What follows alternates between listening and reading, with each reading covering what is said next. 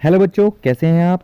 तो आज मैं आपको कराने जा रहा हूँ कक्षा 10वीं का अध्याय 15 और जिसका नाम है ये साइंस का प्राकृतिक संसाधनों का प्रबंधन, मैनेजमेंट ऑफ नेचुरल रिसोर्स।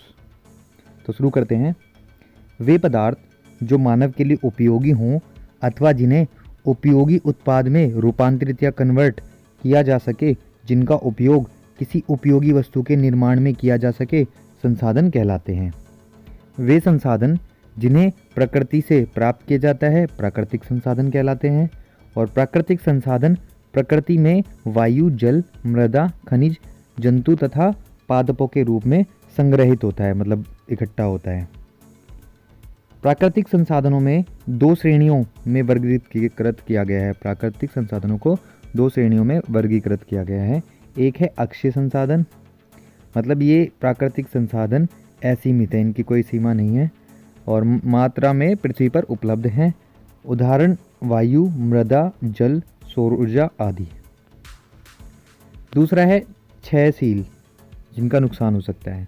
तो इन प्राकृतिक संसाधनों की मात्रा सीमित है, लिमिटेड है, और इनका दो अधिकतम एवं अनियंत्रित मात्रा से अगर उपयोग किया जाए तो अंततः, मतलब अंत में पूरी तरह समाप्त हो जाएगा। उदाहरण के लिए खनिज, कोयला, पेट्रोल और आदि, मतलब ये है। प्राकृतिक संसाधनों का प्रबंधन तथा संरक्षण। तो पृथ्वी की जो संपदाएं हैं, जो चीज़ें हैं, जो संसाधन हैं, सीमित मात्रा में क्या होती है, उपलब्ध हैं।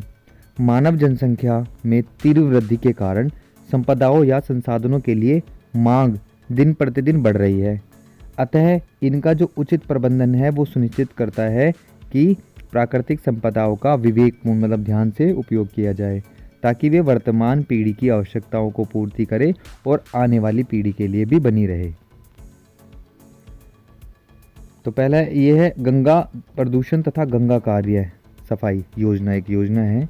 गंगा जो है हिमालय में स्थित अपने उद्गम, जहाँ से वो निकलती है गंगोत्री से, बंगाल की खाड़ी यानी गंगा सागर तक लगभग 2500 किलोमीटर की यात्रा तय करती है। इसके किनारे स्थित जो उत्तराखंड है, उत्तर प्रदेश, बिहार, पश्चिम बंगाल, 100 से अधिक नगरों का औद्योगिक जो कचरा होता है वो वाहित मल या घरेलू जो अपशिष्ट होता है, रसायन होते हैं, कीटनाशक, मूलमूत्र जो होते हैं आदि इनमें मिल जाता है, जिसके फलस्वरूप क्या होता है, इसका जो स्वरूप होता है नाले के समान हो जाता है। इसके अतिरिक्त इसमें प्रचुर मात्रा में अपमार्जक यानी डिटर्जेंट होते हैं और मृत व्यक्तियों की राख, रंजक आदि भी प्रवाहित किए जाते हैं। इसके कारण इसका जो जल होता है वो प्रदूषित होने लगा है और इस प्रदूषित जल है उसके कारण इसमें अत्यधिक संख्या में मछलियाँ, अन्य जलीय जीव मर रहे हैं। इसे रोकने के लिए गंगा कार्य सफाई योजना सबसे पहले अप्रैल 1985 में तत्कालीन जो प्रधानमंत्री थे राजीव गांधी, उनके द्वारा प्रारंभ की गई। यह कार्यक्रम बड़ी उमंग के साथ प्रारंभ किया गया था, लेकिन यह नदी के प्रदूषण स्तर को कम करने में असफल रहा। इसकी लागत लगभग 901 करोड़ रुपए थी और समय अवधि थी 15 वर्ष की रखी गई थी। कोलिफॉर्म एक जीवाणु है का एक वर्ग है जो मानव की आंत में पाया जाता है और गंगा जल में इसकी उपस्थिति से जल प्रदूषण का स्तर अधिक हो गया है, जो कि जल जनित रोगों के कारण है। वर्तमान में जो प्राकृतिक संसाधन हैं उसके विवेकपूर्ण उपयोग एवं उनके द्वारा उत्पन्न जो अपशिष्ट है उसके उत्पादन को कम करने हेतु 3R पद्धति का प्रयोग किया जाता है। 3R में R जो है, अर्थात R मतलब रिड्यूस मतलब जो चीज़ हम यूज़ कर रहे हैं संसाधन उसको कम उपयोग करना, मतलब जो ख़त्म होने वाले हैं। रिसाइकल यानी पुनः उसका इस्तेमाल करना, और रीयूज़ का मतलब होता है उपयोग करना, दोबारा उपयोग करना। पुनः चक्रण माने दोबारा उसका चक्र करके, रिसाइकल करके उसको वापस बनाना। तो इसका पालन करें तो हम प्राकृतिक संसाधनों का सही प्रबंधन कर पर्यावरण को सुरक्षित कर सकते हैं। कम उपयोग करना, तो इससे तात्पर्य यह है कि जो क्षयशील संसाधन हैं और जो अपशिष्ट उत्पन्न होते हैं करने वाले जो पदार्थ हैं उनको कम से कम उपयोग किया जाए। जैसे जल को व्यर्थ नहीं बहाना चाहिए, प्लास्टिक का कम से कम उपयोग करना चाहिए आदि। आगे है पुनः चक्रण, रिसाइकल। तो प्लास्टिक, कांच, कागज़, धातु आदि जैसी वस्तुओं का पुनः चक्रण करके उपयोगी वस्तु बनानी चाहिए और पुनः उपयोग करना तीसरा।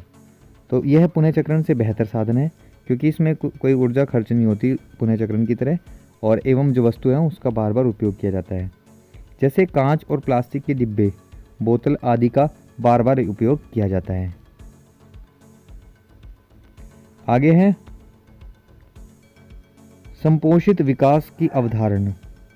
देखो, विकास की इस प्रक्रिया का उद्देश्य प्राकृतिक जो तंत्र है उसकी जो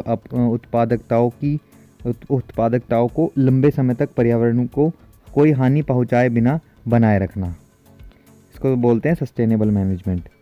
वर्तमान जो मानव पीढ़ी है उसकी आवश्यकताओं का विवेकपूर्ण उपयोग करते हुए आगामी आने वाली जो पीढ़ी है उनकी आवश्यकताओं के लिए प्राकृतिक जो संसाधन है उनका संरक्षण करना ही संपोषित ये विकास की अवधारणा का एक मूल आधार है।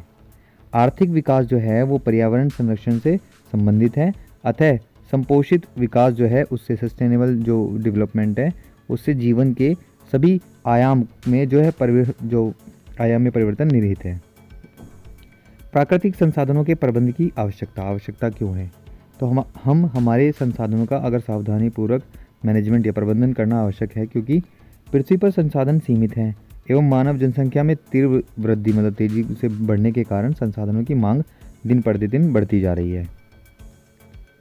प्राकृतिक संसाधनों का उचित जो प्रबंधन है वो दीर्घकालिक महत्व पर विचार करता है कि ज़्यादा लंबे समय तक रहे, और अल्पकालिक लाभ के लिए उनका शोषण को पूर्णतः रोकता है ताकि ये अगली पीढ़ी हेतु भी उपलब्ध रहें।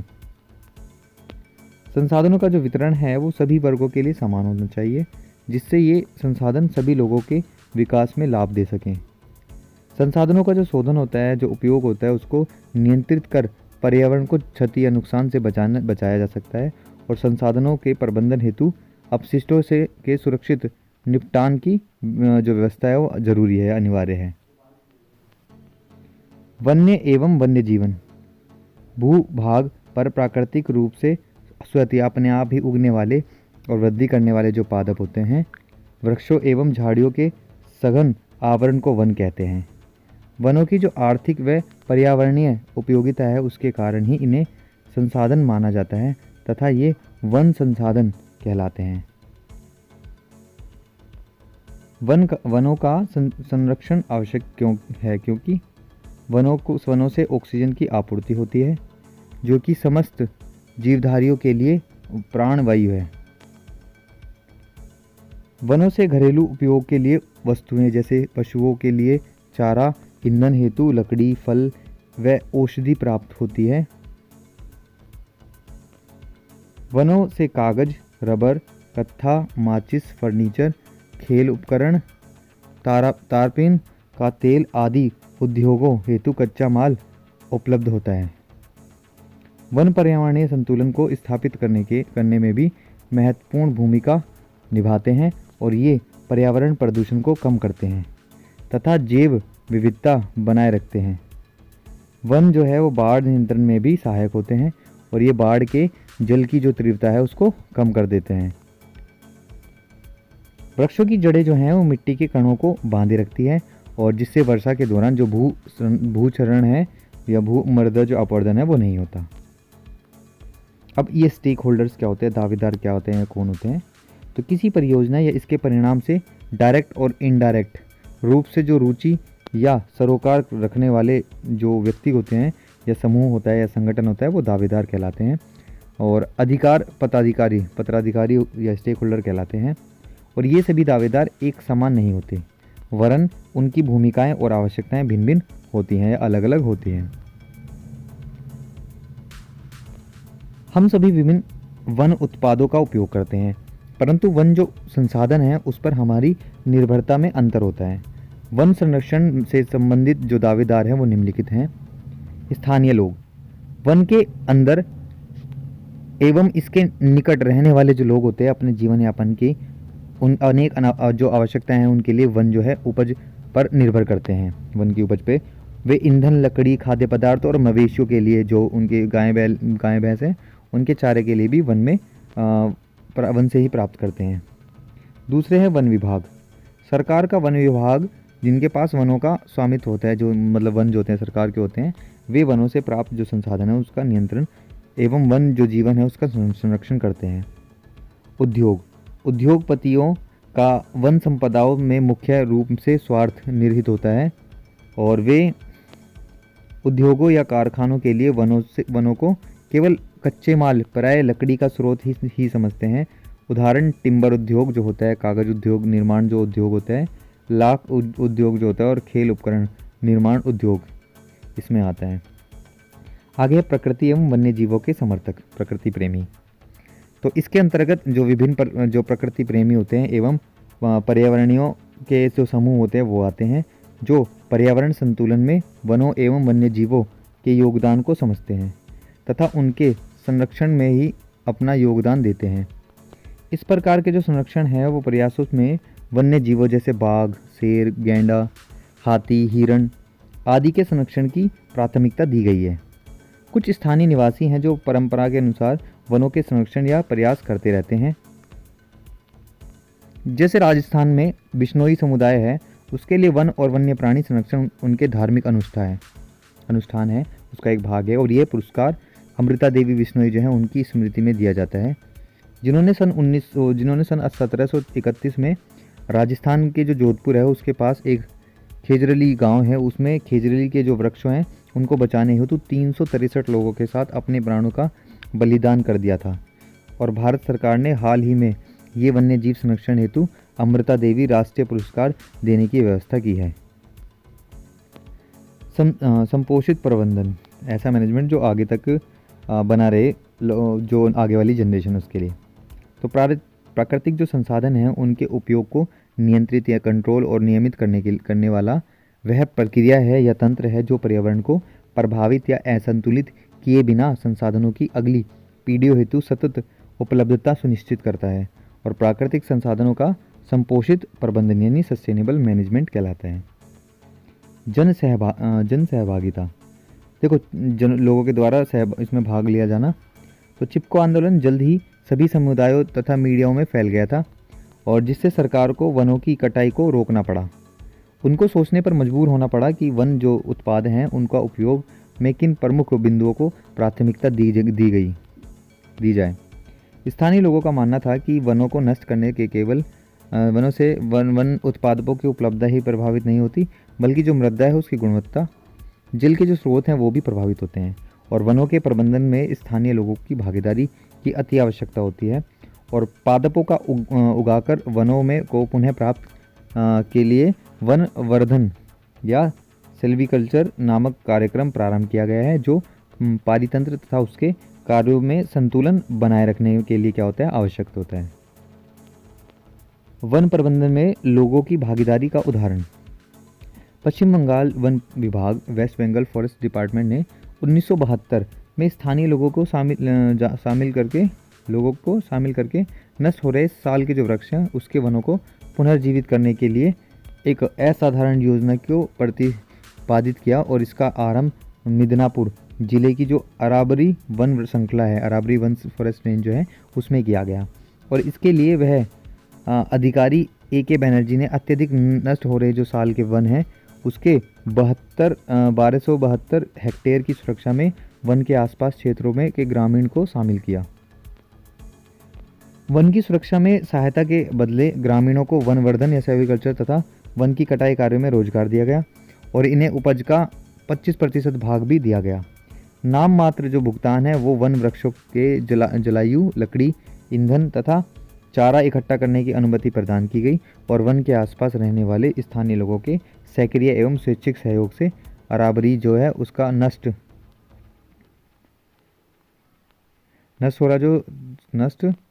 हो रहा साल का जो 10 वर्ष के भीतर क्या हुआ, भीतर घना और हरा भरा हो गया। और इस तरह स्थानीय लोगों के सहयोग से वनों को प्रभावी जो प्रबंधन है उसको बढ़ावा मिल सका। वन जीवन एवं इनका संरक्षण, वन्य जीवों की जो आश्रय है वो प्रदान करते हैं जिनका व्यापारिक जो लाभ है उसके लिए अवैध शिकार किया जाता है। वन्य जीवों को उनकी त्वचा, चमड़े, दांत, फर, पंख, शल्क आदि के लिए मारा जाता है और इनका जो उपयोग है उनके उत्पादों के व्यापारिक उत्पादन में किया जाता है। इस कारण जो खाद्य श्रृंखलाएं वो प्रभावित होती हैं तथा पारितंत्र का पर्यावरण संतुलन बिगड़ जाता है। वन्य जीवों के संरक्षण के उपाय, अवैध शिकार और दंडनीय अपराध बनाए जाने चाहिए। वन विभाग द्वारा वनों की निगरानी बढ़ा देनी चाहिए। और संकटापन्न जो जाति हैं, जो संकट होने वाली जो जाति हैं, उनका संरक्षण के लिए विशेष उपाय किए जाने चाहिए। राष्ट्रीय उद्यानों तथा अभ्यारण्यों जो नेशनल जू होते हैं, बोटेनिकल गार्डन होते हैं, उसकी संख्या बढ़ाकर प्राकृतिक आवरणों को सुरक्षित रखना चाहिए। सभी के लिए जल स्थलीय जलीय जीवों की मूल्य आवश्यकता होती है और जो कई प्रकार के जल स्रोतों जैसे समुद्र, नदी, झील, तालाबों आदि में क्या होता है, पाए जाते हैं। वर्षा जल जो है उसका सबसे महत्वपूर्ण स्रोत है और समुद्र जो है वो पृथ्वी पर सबसे बड़ा जल का स्रोत है। लेकिन इनका जो जल है वो उपयोगी नहीं होता क्योंकि इसका जो जल होता है वो लवणीय होता है तथा इसको बिना शुद्धिकरण किए प्रयोग नहीं किया कर सकते। भारत में वर्षा जो है वो प्रमुखतः मानसून के दौरान होती है और इसका अर्थ है कि जो वर्ष है उसके कुछ महीनों में वर्षा होती है जो कि जल स्रोतों को पुनः भरती है। हम जल स्रोतों का प्रबंधन निम्न विधियों के द्वारा करते हैं। खेती तथा दैनिक जो आवश्यकताएं हैं उनको पूरा करने के लिए जो बांध है, कुंड है और नहर है, इनका उपयोग करके बांधों में जो जल है, संग्रहित जल है, उसका नियंत्रण उपयोग किया जाता है। जल संसाधनों का प्रबंधन खेती व दैनिक आवश्यकताओं को पूरा करने के लिए जो बांध है, कुंड है, नहर है, उनका उपयोग करके और बांधों के संग्रहित जो जल है उसका नियंत्रण उपयोग किया जाता है। अधिकतर जो फसल होती है उत्पादन के तरीके जल की उपलब्धता पर ही आधारित होते हैं। बांध नदियों के जल को रोककर रखने के लिए इन विशाल संरचनाओं का निर्माण किया जाता है और ये जल को अधिक मात्रा में संचयित कर रखते हैं और इनमें जो संग्रहित जल होता है उसका उपयोग विभिन्न कार्यों के लिए किया जाता है। बांधों के उद्देश्य एवं उपयोग सिंचाई के लिए जल उपलब्ध करवाना, विद्युत के उत्पादन में वर्षा जो ऋतु है उसके दौरान आने वाली जो अत्यधिक वर्षा है वो जल के बांधों में जल संग्रह करके बाढ़ को रोका जाता है। जिस स्थान पर जल की आवश्यकता है नहर परियोजना द्वारा अधिक दूरी तक भी जल पहुंचाया जा सकता है और जैसे इंदिरा गांधी नहर ने राजस्थान के उत्तर पश्चिमी क्षेत्रों को हरा भरा कर दिया था। बड़े बांध की आलोचना बड़े बांध के विरोध में मुख्यतः 3 समस्याएं होती हैं। सामाजिक समस्याएं, सोशल प्रॉब्लम्स, इससे बड़ी संख्या में किसान, स्थानीय लोग एवं आदिवासी विस्थापित होते हैं, हटते हैं वहाँ से और उन्हें उचित मुआवजा भी नहीं मिल पाता। आर्थिक समस्याएं होती हैं कि इनमें बहुत अधिक जो राज्य धन है वो लगता है और उस अनुपात में उपेक्षित जो लाभ है वो प्राप्त भी नहीं होता। पर्यावरणीय समस्याएं, एनवायरमेंटल प्रॉब्लम्स, इससे बड़े स्तर पर वनों का विनाश होता है जिससे स्थानीय जो जैव विविधता है उसकी जो क्षति होती है। यह क्षेत्र को भूकंप संवेदी भी बना देता है, भूकंप हो सकता है वहाँ पे। और उदाहरण स्वरूप जो नर्मदा नदी है उस पर बनने वाले जो सरदार सरोवर बांध है उसकी ऊंचाई बढ़ाने का विरोध करने के लिए नर्मदा बचाओ आंदोलन प्रारंभ किया गया और गंगा नदी पर टिहरी बांध भी लोगों के विरोध का सामना कर रहा है। जल संग्रहण, जो संभर है वो जो प्रबंधन है उसमें मिट्टी एवं जल संरक्षण पर जोर दिया गया है ताकि जो जैव भार है उसके उत्पादन में वृद्धि हो सके। पृथ्वी पर जल पर्याप्त मात्रा में उपलब्ध है परंतु इसका वितरण जो है वो असमान है।